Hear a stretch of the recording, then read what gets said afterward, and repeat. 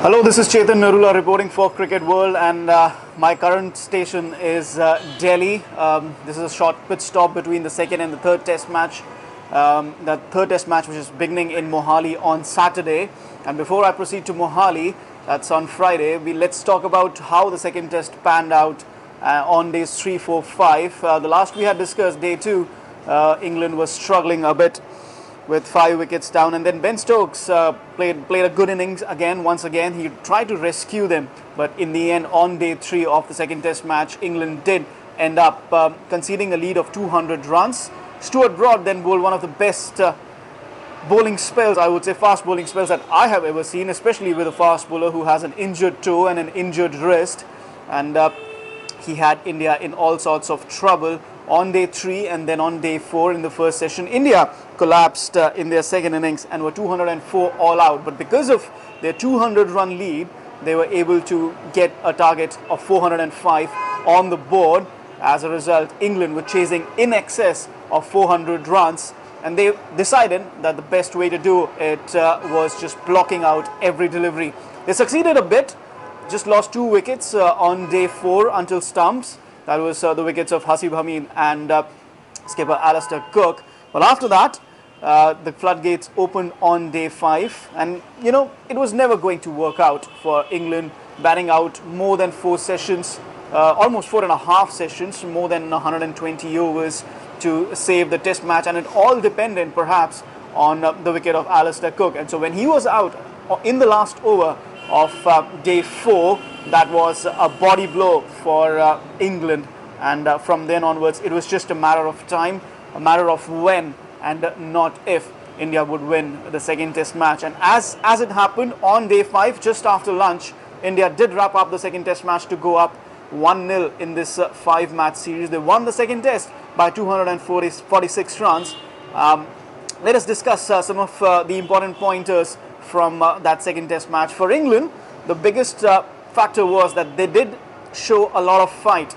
There was after the second day's play, when they were just bundled out for just 255 runs in their first innings on day 3. So after that collapse on day 2, they showed a lot of fight, they showed a lot of character on days 3 and 4. And if you look at just day 4 in totality, not look at the entire test match, just look at day 4 only, you would see that England did outplay India on that day in terms of triggering a collapse for India in the second innings, and then just losing the 2 wickets until stumps. But because of that 200 run lead that India had from the first innings, England were never at the paces after that.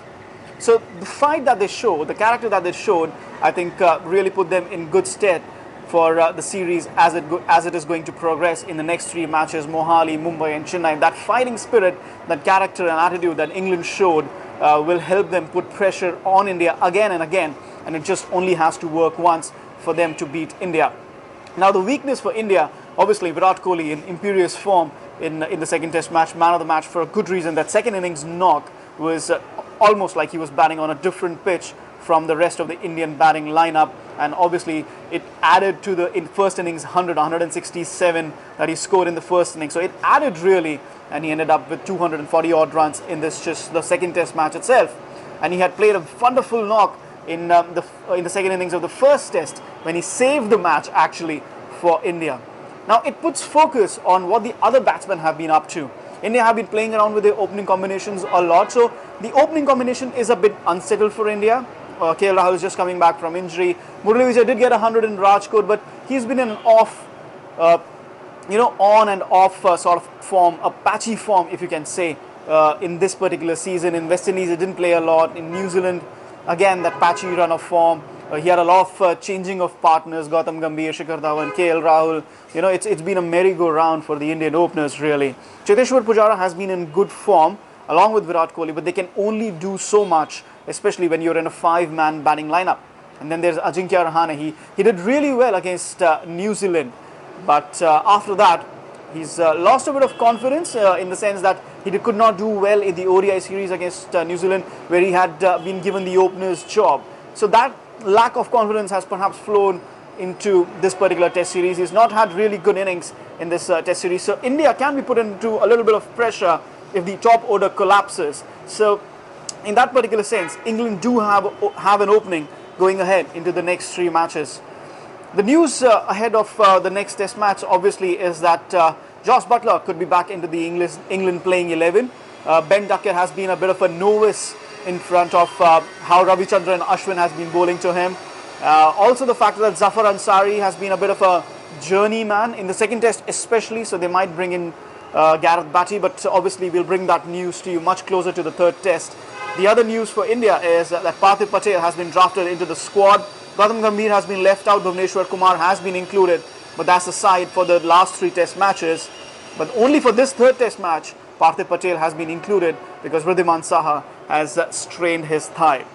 So this is the latest in this 5-match intriguing Test series, which India now have the lead in 1-0.